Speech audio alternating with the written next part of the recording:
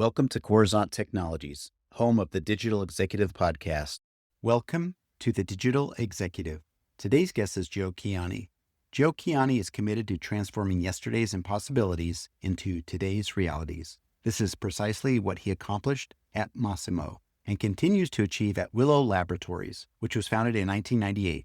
Joe Kiani founded Massimo in 1989, a global medical technology company renowned for non-invasive patient monitoring technologies. Under his leadership as chairman and CEO, Massimo transformed from a garage startup into a publicly traded, multi-billion-dollar enterprise listed on NASDAQ. To name just one successful invention, Massimo's signal extraction technology, or SET, is the primary pulse oximetry that can be found at the top 10 hospitals in the United States and throughout the world. Today, he is leading Willow Laboratories as the team prepares for the commercialization of several new groundbreaking technologies. Well, good afternoon, Joe. Welcome to the show. Thanks for having me.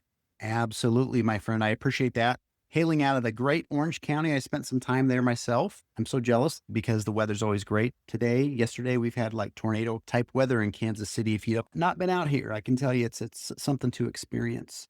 I've been there. It's beautiful, but yes, you do have your tornadoes. We do. We don't have earthquakes, but we do have tornadoes.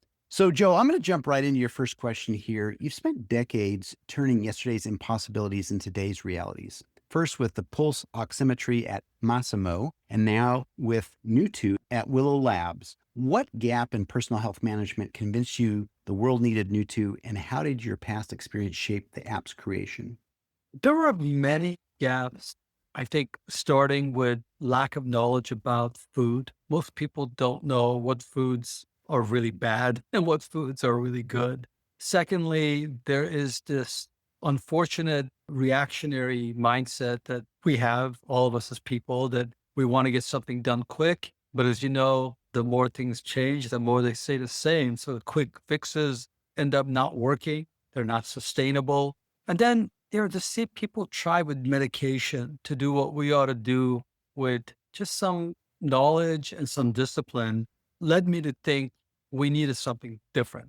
So Nutu, which means nudge in Latin, is a tool that if you use that score, you can see it, it looks like a plane, not navigation, but knowing where you are height-wise. If you don't go nose down or nose up, you're at zero. It's perfect. Why? Because that means you're eating right and you're exercising the right amount. And if you do that, you'll not only lose the weight you're trying to lose, hopefully you'll avoid getting diseases like type 2 diabetes. Thank you. There's so much to learn in that space, but I appreciate the story. And that's usually what kicks off a podcast conversation is, Joe, you set out to make the world a better place. And knowing that there's a lack of knowledge in nutrition and foods, you aim to fill that gap. And I appreciate that. And I love the play on words there. Latin. I did a lot of Latin back in school, but nudge is a great name there. Joe, Nutu's Heart is personalized Nutu Score, a single number that blends metabolism, food choices, physical activity, and sleep to nudge daily decisions. How did you build that metric, and what behavioral science or clinical insights guided its design? Well, we worked with many experts, food scientists, nutritionists, endocrinologists, clinicians of all types to come up with something that not only was accurate, but was helpful and easy to use. So everything you said, from understanding a person's metabolism to tracking their sleep, because sleep changes your metabolism, to not just counting calories, but looking at the types of food you're eating, if they're rich in nutrition, if they're rich in protein, fibers, and also your exercise. Some people like exercising for an hour or 2 hours a day. Some people don't, but finding what they're used to doing and just nudging them to do a little bit more of it. It's all of that coming together that we believe we can help people make small changes that between a little bit of a change with their eating, a little bit of change about their activity, you can have a big change in their trajectory. That's awesome. And we all know that, you make that little 1% or half a 1% change as you get further down the plane, you'll actually see that you're making a big difference. And I like, again, playing on words, nudging people to make small changes will improve their lives immensely in the long run. And of course, working with clinicians and dietitians and those people that have a lot of science-based information makes a big difference when you're looking at improving people's lives across the globe. So thank you. Joe, the next question I have for you, the app offers a CDC aligned 12-month diabetes prevention program alongside a healthy living track. What real world outcomes are you seeing for users trying to reverse prediabetes? And how do you define success beyond the scale? Well, the proof is in the pudding, as they say. So the good news is, first of all, we have people that have been using it. They report not only weight loss, but a drop in their HbA1c, which is a very important measure to if people are going to become diabetic or not. And I have to say, the whole idea here is to not just go with something that even maybe 15-year-old science has recommended, but going with what the latest data is showing. So I'll give you an example. There are these ideas that, hey, you should not eat red meat. Well, there's one red meat that if you eat, it actually is good for you, does the opposite.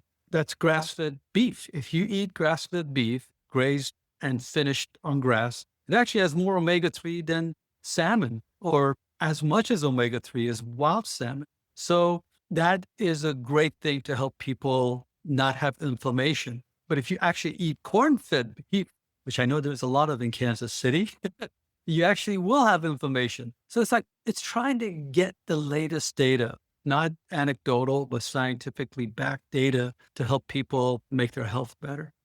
Thank you. I appreciate that. I know you've put a lot into this. It's science-backed, data-driven, real people success stories. But I like how you just kind of teased apart a little bit because there's always these fad diets or these fad health things and people jump all over them. But if people follow companies and people like you that are really out for the benefit of humans in the world, you're doing this research and finding out what's really good as far as red meat versus vegetables and these sorts of things. So I appreciate the insights and I know my audience does.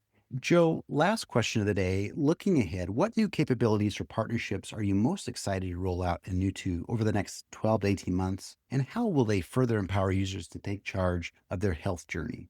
Well, we want to hopefully not only attract a lot of companies that make products, wearables, whether it's CGM or it's health trackers, step trackers, so that it's more seamless, the entry of the exercise, but also working on languages. Right now, the languages that we support are English and Spanish. We want to bring out German, Italian, French, Arabic, because we want to make this available to everyone in the world. And you said something I love, Brian. I appreciate you appreciating the lengths we're going to get get it scientifically right, make it easy to use so that people don't have to recreate the vast amount of knowledge we've amassed over the last several years to create Nutu. And I like nothing more than if everyone on the planet used this to hopefully have not only longer lifespan, but a longer health span.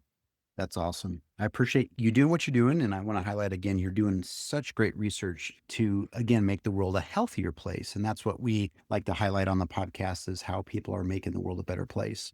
I think you're doing the right thing by attracting companies with trackable and wearable devices. I talk a lot about that on the podcast. And of course, in many of my writings across the internet. And then, of course, we want to add more and more languages to get this out to the entire world. So you're on the right track. I think you have a great vision, Joe, and I just hope you keep doing that. Joe, it was such a pleasure having you on today, and I look forward to speaking with you real soon. Well, Brian, thanks for having this program and encouraging people to make this world a little bit better. Thank you. Bye for now.